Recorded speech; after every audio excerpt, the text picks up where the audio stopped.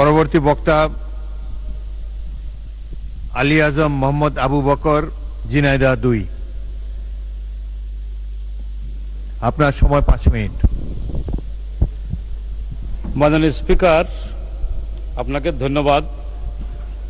সাথে সাথে আমার নির্বাচনী এলাকা ঝিনাইদহ সদর এবং হরিণাকুণ্ডু এলাকার সকল মানুষকে আমি ধন্যবাদ জানাচ্ছি। মাননীয় স্পিকার, আমার এলাকার কিছু প্রয়োজনের কথা বলতে চাই। আমার এলাকা ঝিনাইদহ এটা জনবহুল এলাকা, কৃষি প্রধান এরিয়া। সমস্যা হলো যোগাযোগ ব্যবস্থা খুবই অপ্রতুল, রেলপথ নাই। একমাত্র যোগাযোগ ব্যবস্থা সড়কের উপরে নির্ভর করতে হয়। জলপথও নাই ঝিনাইদহ এলাকায়, আর রেলপথও নাই।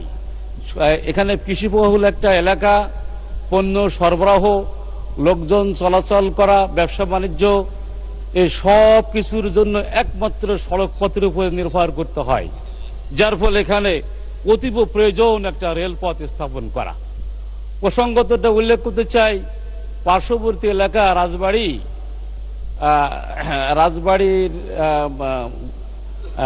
একটা এলাকা থেকে মাগুরা পর্যন্ত একটা রেলপথ এর কর্মসূচি চলমান আছে, নির্মাণ কাজ।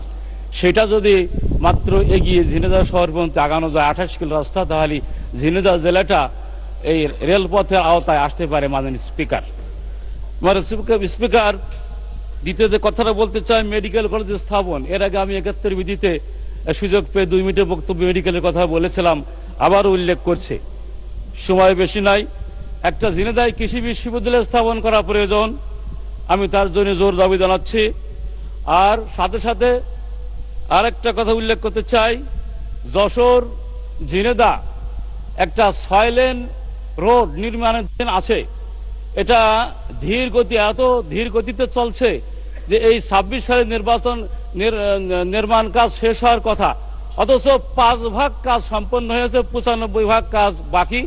আর এই কাজ নির্মাণাধীন থাকার কারণে চলাচল ঝিনাইদহ টু যশোর রোড চলাচল অযোগ্য হয়ে গেছে। মাননীয় স্পিকার, অতএব এই কাজটা দ্রুত সম্পন্ন করার জন্য আহ্বান জানাই। আর আমাদের ঝিনাইদহ জেলায় একটা নদী আছে, নবগঙ্গা নদী। এই নবগঙ্গা নদীটা খনন করা প্রয়োজন। পশ্চিম পাশে চুয়াডাঙ্গা জেলার অংশে খনন করা হয়েছে, পূর্ব পাশে মাগুরা জেলার অংশে খনন করা হয়েছে, কিন্তু ঝিনাইদহ জেলার অংশটা বাকি রয়েছে। এই ঝিনাইদহ জেলার নদী খনন করার জন্য আমি একটা কর্মসূচি গ্রহণ করার অনুরোধ জানাই। এরপর আমি বলতে চাই, দৌলতদিয়া পাটুরিয়া এই ঘাটে পদ্মার দ্বিতীয় সেতু হওয়া প্রয়োজন। এখানে কয়েকটা জেলা, ফরিদপুর, রাজবাড়ী, কুষ্টিয়া, মাগুরা, ঝিনাইদহ, চুয়াডাঙ্গা, মেহেরপুর, পশ্চিম অঞ্চলের সকল জেলায় উপকৃত হবে। অতএব পদ্মা দ্বিতীয় ব্রিজ পাটুরিয়া দৌলতদিয়ার উপরে নির্মাণ করার জন্য আমি আহ্বান জানাচ্ছি মহান সংসদে।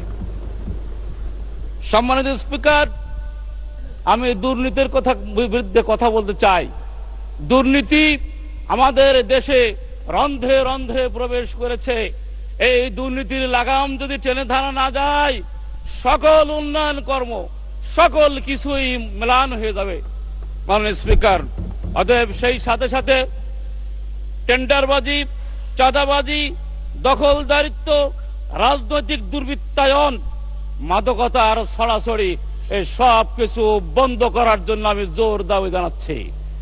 মাননীয় স্পিকার, সবশেষে কথা অনেক ছিল, কিন্তু আসলে অত্যধিক সময় বলা যায় না, তা আমি নিয়ত করেছি সময় চাবো না।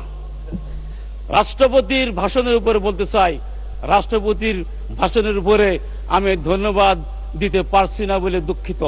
কারণ আমরা এমন একজন রাষ্ট্রপতি পেয়েছি যিনি ফ্যাসিস্ট আমলেও রাষ্ট্রপতি ছিলেন, ইন্টারিম গভর্নমেন্টেও রাষ্ট্রপতি ছিলেন, বর্তমান গণতান্ত্রিক সমাজ সরকারেও রাষ্ট্রপতি, বহুরূপী।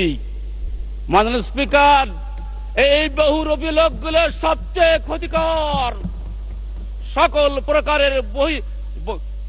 প্রকারের বহুমুখী লোকদের থেকে বিরত থাকার জন্য সকলকে আমি আহ্বান জানাচ্ছি। মাননীয় স্পিকার, ধন্যবাদ আপনাকে। আসসালামু আলাইকুম। ধন্যবাদ।